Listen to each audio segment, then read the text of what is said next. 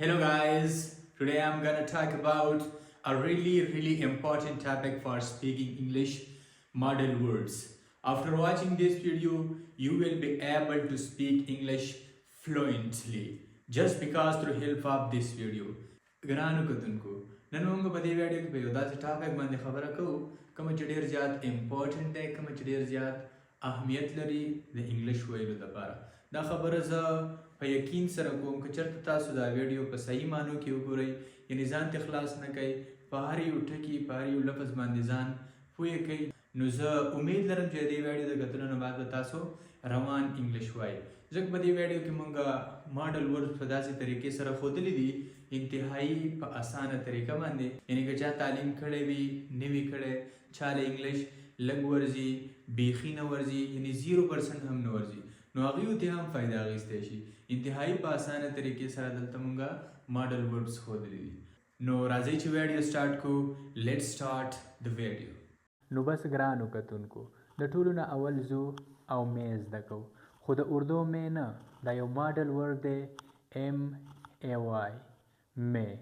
دا یو ماډل ورډ دی نو که چېرته هم ستاسو نه څوک پوښتنه وکړي لا تپوس وکړي چې مې مونږ د څه دپاره استعمالو نو بس صرف او صرف دومره ورته وایه چې مې مونږ د درې قسم له خبرو دپاره لا د درې قسم له کارونو دپاره استعمالو نمبر فرست پرمیشن یعنی مې مونږ د اجازت اخیستلو دپاره استعمالو په دویم نمبر ورته وایه دا مونږ د ایبیلیټي دپاره استعمالو د قابلیت دپاره یې مونږ استعمالو لا د صلاحیت دپاره په مونږ کې څه صلاحیت وي لا په تاسو کې لا په بل چا کې څه صلاحیت وي نو د دې دپاره بیا مونږ مې استعمالو او په دریم نمبر دا مونږ استعمالو د پاسیبیلیټي دپاره پاسیبیلیټي ویلی کېږي امکان ته یعنې مونږ چې کله د یو خبرې امکان وایو یو خبرې امکان کوو نو د دې دپاره بیا مونږ مې استعمالو نو ګرانو کتونکو اوس ځو د ټولو نه اول زده کوو د فارمیشن په باره کې څنګه چې تاسو ته ما وویل چې مې مونږ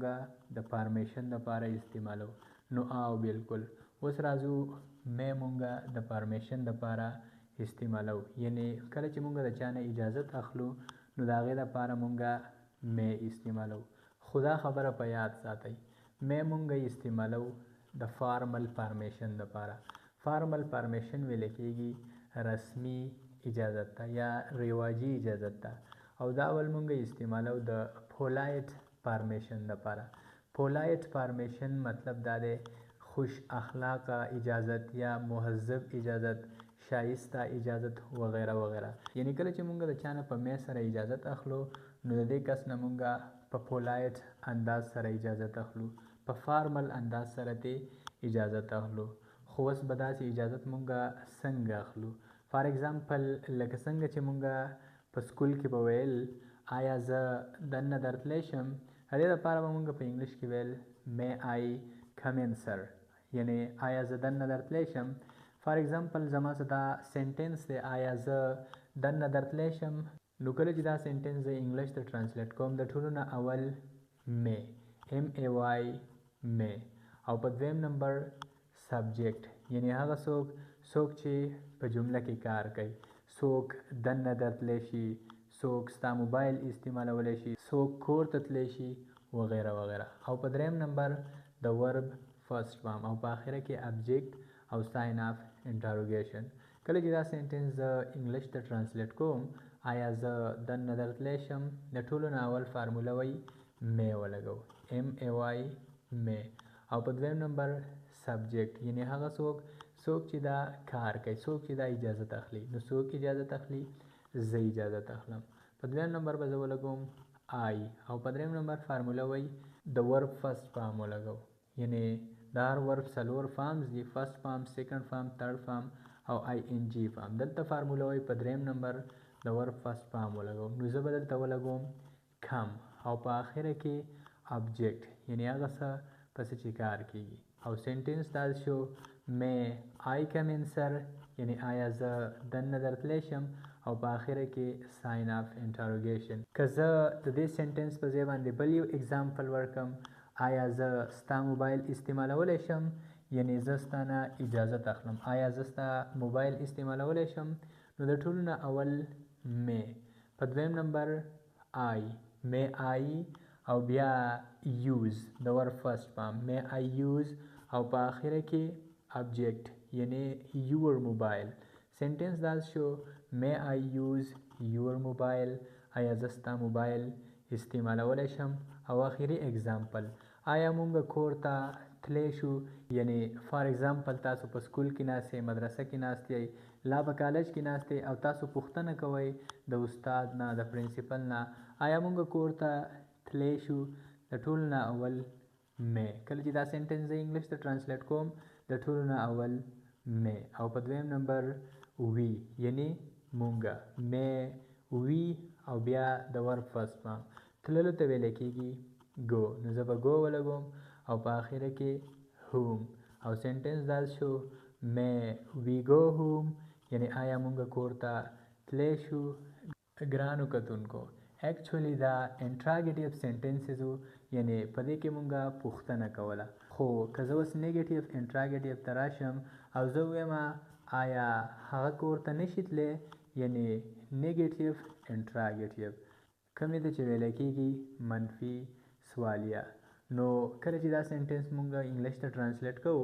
آیا هغه کور ته نشي تلی نو صرف او صرف د سبجیکټ نه بعد به ناټ ولګي باقي هم هغه د انټراګیټیو سنټنسز فارموله ده صرف او صرف دلته به مونږ د سبجیکټ نه بعد ناټ ولګو کله چې دا سنټنس د انګلیش ته ټرانسلیټ کوم آیا هغه کور ته نشي تلی نو د ټولو نه اول می او په دویم نمبر هی ناټ او بیا د ور فرست فارم می هی ناټ گو او په آخر کې ابجیکټ یعنی هوم می هی ناټ گو هوم آیا هغه کور ته نشي تلی او که زه ووایم آیا زه ستا موبایل نشم استعمالولی یعنی نیګیټیو انټراګیټیو سنټنس دی منفي سوالیه نو د ټولو نه اول می او په دویم نمبر سبجیکټ یعنی څوک چې کار کوي نو زه به آی ولګوم او په دریم نمبر ناټ می آی ناټ او بیا د ور فرست فارم یعنی یوز می آی ناټ یوز او په آخره کې object یعنی your mobile may I not use your mobile او مطلب دا شو آیا زه ستا موبایل نشم استعمالولی ډیر ویورز او اوس په دویم نمبر راځو ابیلیټي طرف ته یعنی څنګه چې تاسو ته ما د ویډیو په سټارټ کې ویل چې مې مونږه د ابیلیټي دپاره هم استعمالو او ابیلیټي ویلی کېږي صلاحیت ته لا قابلیت ته نو او بالکل مونږه مې د صلاحیت دپاره هم استعمالو او بل مې درته وویل چې مې مونږه د پاسیبلیټي دپاره استعمالو یعنی د امکان دپاره استعمالو نو او بالکل خو دا خبره په یاد ساتئ کله چې مونږه په مې سره د خپل ځان لا د بل چا قابلیت لا صلاحیت بیانو لا مونږه د یو خبرې پاسیبلیټي بیانو نو صرف او صرف د دې کار به 50% چانس وي یعنی 50% به د دې د کېدو چانس وي که چېرته زه ابیلیټي بیانوم قابلیت لا صلاحیت بیانوم د خپل ځان صلاحیت بیانوم لا ستاسو صلاحیت بیانوم لا د بل چا صلاحیت بیانوم نو د دې صلاحیت به صرف او صرف 50% چانس وي او که زه چېرته پاسیبلیټي بیانوم نو د دې پاسیبلیټي به هم 50% چانس وي نو راځو ابیلیټي طرف ته کومې ته چې ویلی کېږي صلاحیت لا قابلیت فار ایگزامپل که زه ووایم کېدی شي چې زه ګاډی وچلوم یعنی 50% د دې خبرې چانس دی کېدی شي چې زه ګاډی وچلوم نو د دې لپاره یو شارټ غوندې سټرکچر دی د ټولو نه اول سبجیکټ یعنی څوک چې کار کوي په دویم نمبر می په دریم نمبر د ور فرست فارم او په آخره کې ابجیکټ کله چې دا سنټنس زه انګلیش ته ټرانسلیټ کوم کېدی شي چې زه ګاډی وچلوم د ټولو نه اول سبجیکټ یعنی څوک چې کار کوي زه به آی ولګوم په دویم نمبر فارموله وایي ته می ولګوم نو زه به می ولګوم آی می په دریم نمبر فارموله وایي د ور فرست فارم ولګوم او ګاډي چلولو ته ویلی کېږي ډرایو نو زه به ډرایو ولګوم آی می ډرایو او په آخره کې ابجیکټ یعنی هغه څه په څه چې کار کېږي نو زه به کار ولګوم او سنټنس دا شو آی می ډرایو د کار یعنی کېدی شي چې زه ګاډی وچلوم بل اگزامپل کېدی شي چې هغه موټر سایکل وچلوي یعنی 50% چانس دی د دې خبرې چې هغه موټر سایکل وچلوي. کله چې دا سنټنس د انګلیش ته ترانسلیټ کوم نو د ټولو نه اول فارموله وایي سبجیکټ، یعنی څوک موټر سایکل وچلوي هغه، د هغه دپاره استعمالیږي هی. نو زه به هی ولګوم. په دویم نمبر فارموله وایي می ولګو، نو زه به می ولګوم هی می. او په دریم نمبر فارموله وایي د ورب فرست فارم ولګو. موټر سایکل چلولو ته ویل کېږي رایډ، نو زه به رایډ ولګوم هی می رایډ. او په آخره کې آبجیکټ یعنی موټر سایکل. او سنټنس دا شو هی می رایډ موټر سایکل. او مطلب یې دا شو کېدای شي چې هغه موټر سایکل وچلوي. خو که زه چېرته اوس د دې نیګیټیو سنټنسز ویم، یعنی دا ویمه کېدای شي چې زه ګاډی ونه چلوم، کېدای شي چې هغه موټر سایکل ونه چلوي، نو صرف او صرف د می نه بعد به دلته مونږه ناټ لګو. او باقي هم هغه د پازیټیو سنټنسز سټرکچر دی، یعنی فارموله ده. فار ایگزامپل که زه ویم کېدای شي چې زه ګاډی ونه چلوم، نو د ټولو نه اول سبجیکټ یعنی آی او بیا می، آی می او بیا فارموله وایي ناټ ولګو آی می ناټ او بیا د ورب فرست فارم یعنی ډرایو، آی می ناټ ډرایو. او په آخره کې آبجیکټ یعنی بس چې کار کېږي آی می ناټ ډرایو د کار. او مطلب یې دا شو چې کېدای شي چې زه ګاډی ونه چلوم. که زه ویم کېدای شي چې هغه موټر سایکل ونه چلوي، نو د دې لپاره په انګلیش کې استعمالیږي هی می ناټ